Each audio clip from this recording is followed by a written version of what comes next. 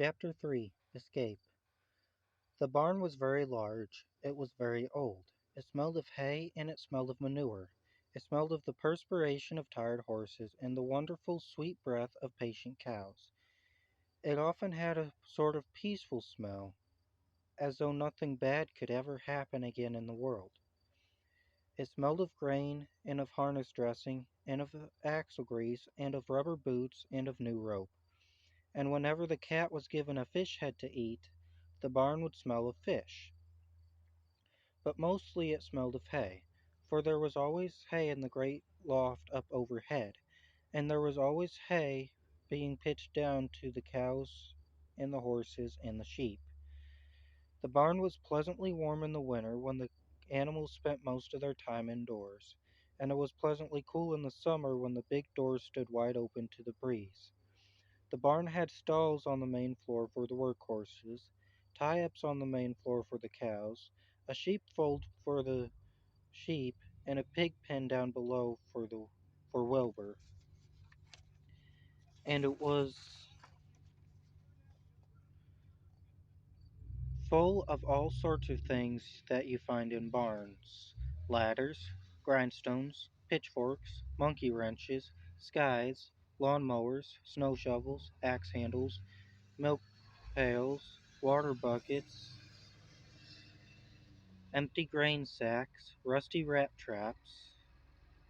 It was a kind of barn that swallows like to build their nests in. It was a kind of barn that children like to play in. And the whole thing was owned by Fern's uncle, Mr. Homer L. Zuckerman. Wilbur's new home was in the lower part of the barn, directly underneath the cows. Mr. Zuckerman knew that a manure pile is a good place to keep a young pig. Pigs need warmth, and it was warm and comfortable down there in the barn cellar on the south side. I don't know. I'd be a little leery. Fern came almost every day to visit him. She found an old milking stool that had been discarded, and she placed the stool in the sheepfold next to Wilbur's pen. Ugh, Here she sat quietly during the long afternoons, ugh. thinking, listening, I think and I gotta watching Wilbur. take a shit. The sheep soon got to know her and trust her. So did the geese who lived with the sheep. All the animals trusted her, so she was quiet and friendly.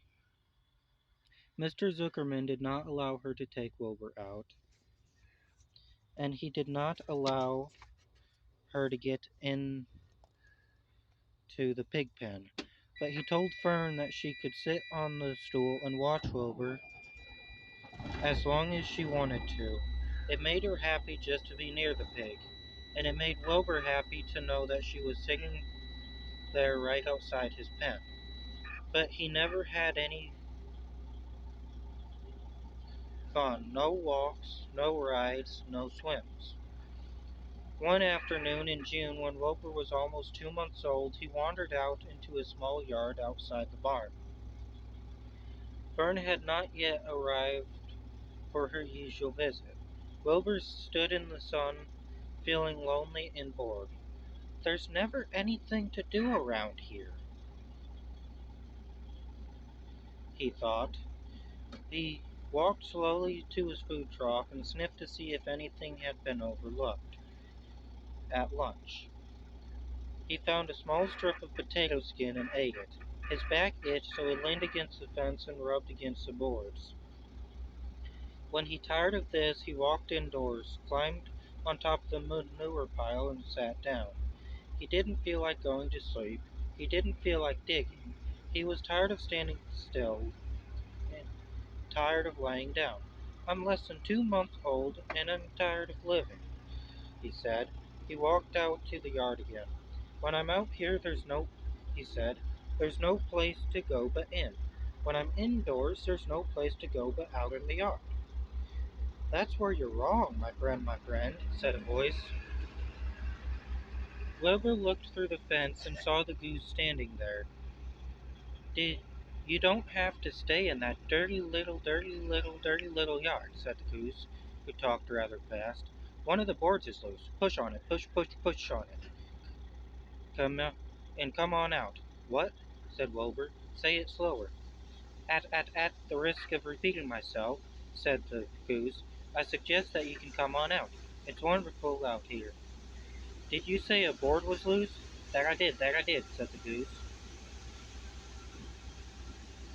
Wil- Wilbur walked up to the fence and saw that the goose was right. One board was loose. He put his head down, shut his eyes, and pushed. The board gave way.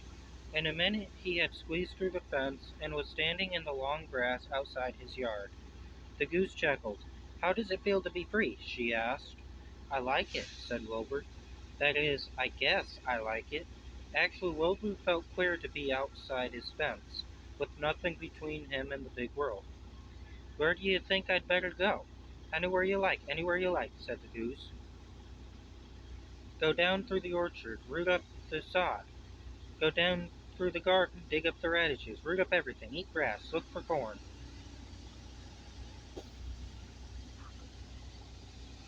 Look for oats, run all over, skip, dance, jump and prance. Go down to the orchard and stroll in the woods. The world is a wonderful place when you're young. I can see that, replied Wilbur. He gave a jump in the air, twirled and ran a few steps, stopped and looked all around, sniffed the smells of the afternoon, and then set off walking through the orchard. Pausing in the shade of an apple tree, he put his strong snout into the ground and began pushing, digging, and rooting. He felt very happy. He had plowed up quite a piece of ground before anyone noticed him. Mrs. Zuckerman was the first to see him. She saw him from the kitchen window and immediately shouted for the men. Homer! She cried.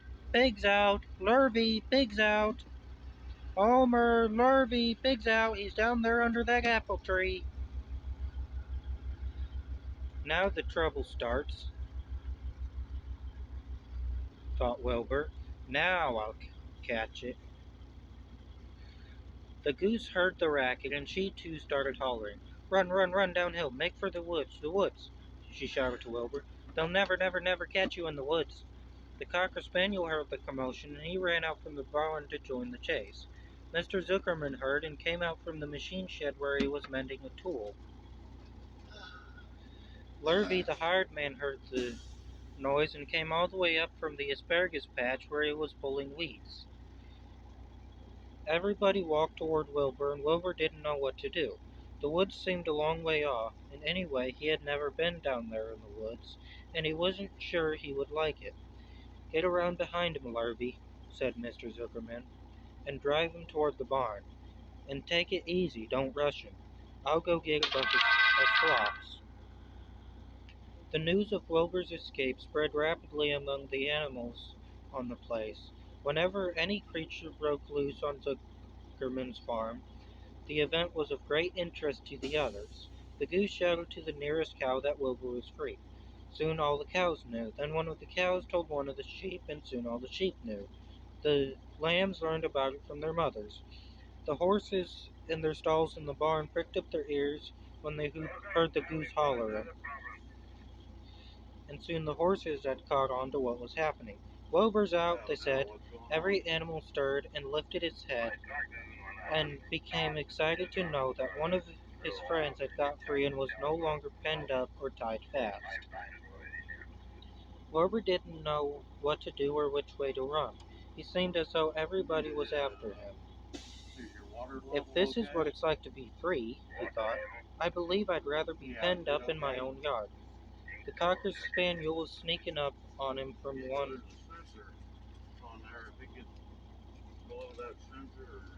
side.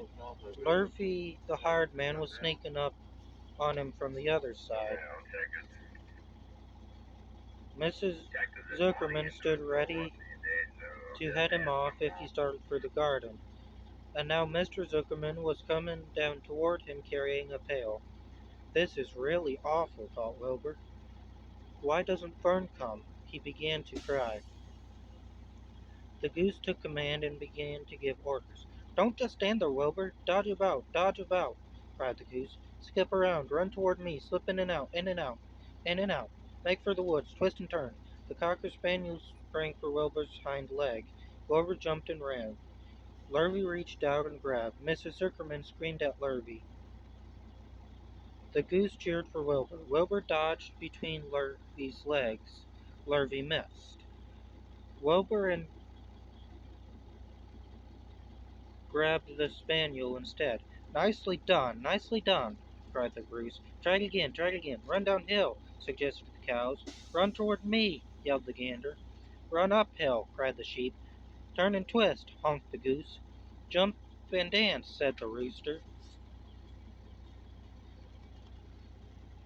Look out for Lurvy, called the cows. Look out for Zuperman, yelled the gander.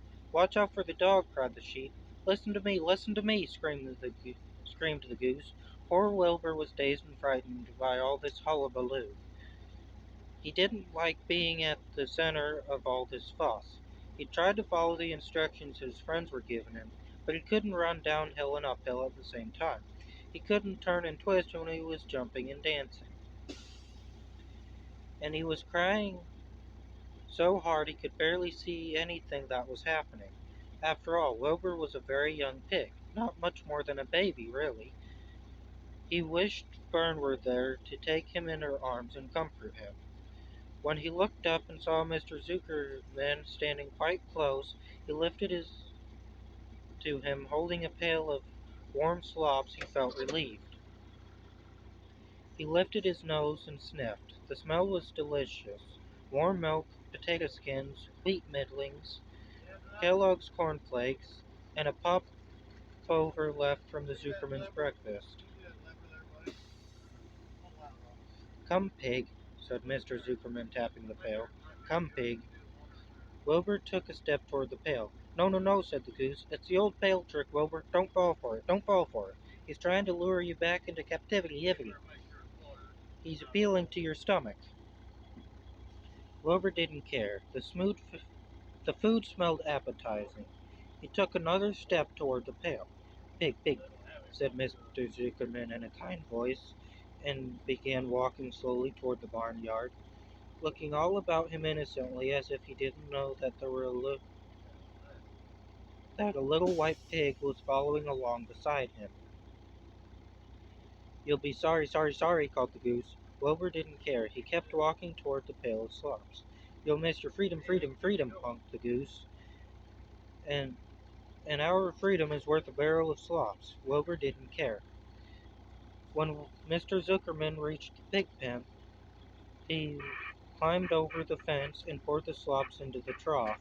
Then he pulled the loose board away from the fence so that there was a wide hole for Wilbur to walk through. Reconsider, reconsider, cried the goose. Wilbur paid no attention. He stepped through the fence into his yard. He walked to the trough and took a long drink of slop, sucking in the milk hungrily and chewing the popover. He was It was good to be home again. While Wilbur ate, Lurvy fetched a hammer and some 8-penny nails and nailed the board in place. Then he and Zuckerman leaned lazily on the fence, and Mr. Zuckerman scratched Wilbur's back with a stick. He's quite a pig, said Lurvy. Yes, him Yes, he'll make a good pig, said Mr. Zuckerman. Wilbur heard the words of praise. He felt the warm milk inside his stomach. He felt the pleasant rubbing of the stick along his itchy back. He felt peaceful and happy and sleepy. This had been a tiring afternoon. It was still only about 4 o'clock, but Wilbur was ready for bed. I'm really too young to go out into the world alone, he thought as he lay down.